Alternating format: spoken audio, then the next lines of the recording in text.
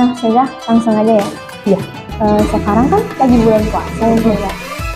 Pasti kan banyak gitu pertanyaan dari orang-orang yang nanya, apa sih manfaat puasa? Nah, menurut Ustazah, apa keutamaan utama dari puasa Ustazah?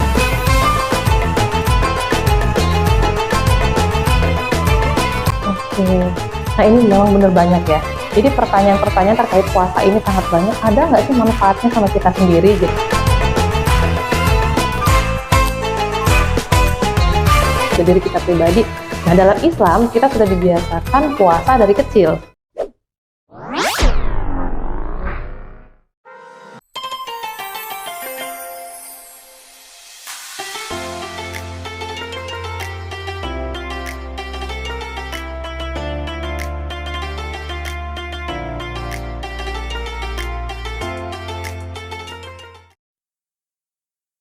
Assalamualaikum warahmatullahi wabarakatuh. Waalaikumsalam warahmatullahi wabarakatuh. Alhamdulillah, alhamdulillahirabbil alamin, wassalatu wassalamu ala asrofil anbiya'i wal mursalin wa ala alihi wa sahbihi ajma'in. Amma ba'du.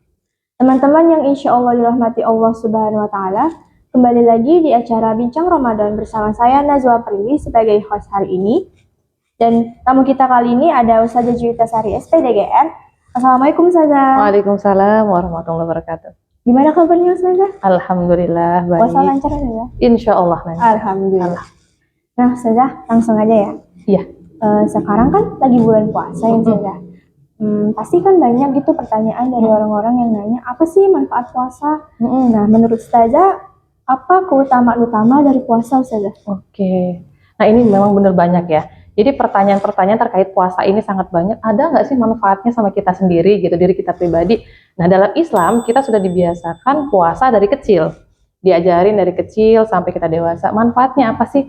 Ternyata manfaatnya banyak bagi tubuh kita sendiri. Terutama dari organ-organ pencernaan. Kalau kita nggak puasa, kita kan makan 3 kali sehari tuh. Bahkan lebih.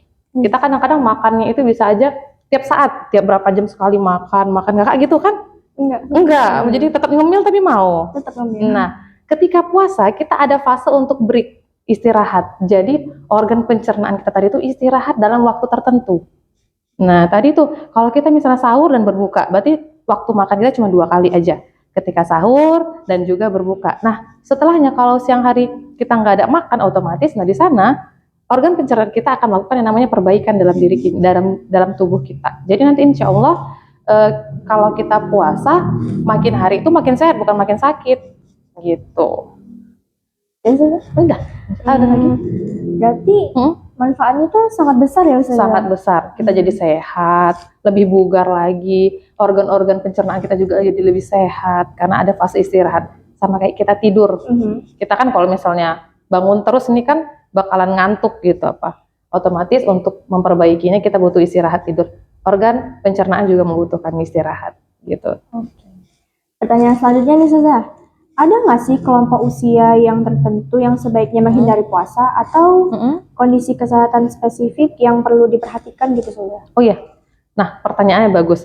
Kalau misalnya dibilang ada nggak sih umur yang pas untuk puasa? Nah, untuk anak-anak di bawah umur 7 tahun itu masih pembelajaran puasa. Jadi boleh misalnya setengah hari dulu, masih memperkenalkan puasa. Nah, kalau misalnya lebih daripada itu gimana? Sudah boleh berpuasa. Kenapa? Karena organ pencernaannya sudah masuk masa-masa siap untuk melakukannya. Gitu. Kalau misalnya dibilang ada nggak sih masa-masa di mana orang nggak boleh puasa? Orang-orang yang lanjut usia yang memang punya penyakit parah, yang memang diwajibkan sama dokter ataupun pihak medisnya wajib tidak berpuasa, maka boleh tidak berpuasa. Dalam Islam juga boleh seperti itu ya. Nah, jadi kalau misalnya kita sakit, kita juga boleh ya nggak puasa, sakitnya parah, jadi boleh tidak berpuasa. Kalau kita sehat ya silahkan berpuasa. Nah, yang paling banyak nih penyakit GERD ya. Nah, anak-anak muda, mau yang tua, yang muda itu sering kena GERD. Nah, itu gimana tergantung ke dokternya. Gitu, apakah dia nanti kata dokternya boleh puasa atau tidak, tergantung ke dokternya lagi. Nah, pertanyaan terakhir Ustazah. Kalau ada yang mau mulai puasa nih untuk kesehatan, ada saran-saran nggak sih Ustazah? Atau bagaimana caranya yang aman dan efektif gitu? Oke, nah cara-caranya biar aman, biar efektif puasanya gitu kan. Biasanya nih kita kalau puasa itu kan suka panik ya, panik ketika berbuka gitu, heboh gitu kan, euforianya banyak. Yang kita makan itu kadang-kadang melebihi kadar biasanya. terlalu manis, terlalu pedas. Karena apa? Kalau puasa tuh kan rasanya nanti balas dendam nih. Suka gitu, balas dendam nih minum es manis-manis banget. Nah, untuk efektifnya puasa ketika kita sahur, usahakan jangan makan makanan yang tinggi lemak. Jangan terlalu berminyak, jangan terlalu bersantan. Nah, selanjutnya jangan pedas. Jangan kafein juga. Yang aman itu makanan-makanan rebusan, sayurnya, buah-buahan terlebih dahulu. Nah, buah-buahan juga yang paling aman kalau misalnya mau lebih fit ketika puasa itu ambil alpukat. Alpukat, pisang. Nah, itu untuk sahurnya itu aman. Jadi kalau misalnya pun kita mau coba yang aman sambil diet nih, gitu ya kan ada nih mau sambilan, bisa diambil alpukat terlebih dahulu, kacang-kacangan. Untuk lauknya bebas mau lauk apa aja, yang penting tadi tetap harus dijauhi dari pedas-pedasnya dulu, cabenya gitu kan. Kenapa nggak boleh cabai? Takutnya nanti asam lambungnya tinggi.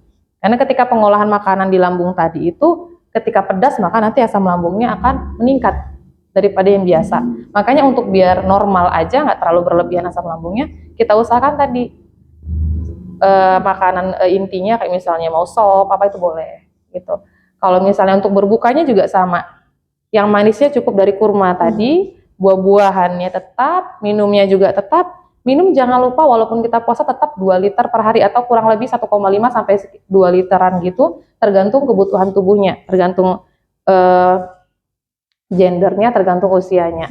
Ya, jadi kalau misalnya nih waktu minumnya itu pas sahur itu usahakan 2 gelas, bangun tidur itu kita sebelum sahur minum dulu, nanti ketika sahurnya minum, sampai nanti sudah mendekati waktunya azan kita minum terakhir kali, pas berbuka juga. Jadi kebutuhan 1,5 sampai 2 liter itu jangan sampai dikurangi. Itu dulu, karena biasanya orang puasa yang paling sering itu adalah dehidrasinya. Nah, jadi kalau misalnya nih ada orang bilang, ih udah puasa nih 2 minggu, tiba-tiba udah turun nih berat badannya. Kakak turun berat badannya? Turun saja. Turun kalau misalnya 2 kilo itu bukan berat badan yang turun, tapi berat airnya. Karena kita kebanyakan dehidrasi ketika puasa. Nah, biar lebih fit lagi, usahakan minumnya tetap dijaga walaupun kita puasa dari buah-buahan dan sayurnya. Gitu. Jadi lebih fit. Gitu. Nah, sudah. Nah, terima kasih telah menjawab semua pertanyaan saya tadi. Nah, teman-teman, jadi ternyata banyak sekali ya manfaat dari puasa ini. Dan setelah mendengar semua pendapat dan saran selanjutnya tadi, semoga kita dapat memahaminya bersama-sama ya. Amin. Nah, demikianlah acara kita pada hari ini. Saya sebagai host pada hari ini, mohon maaf bila ada salah kata maupun perbuatan. Dan kepada Allah saya mohon ampun. Wabillahi taufiq wal hidayah. Wassalamualaikum warahmatullahi wabarakatuh. Waalaikumsalam.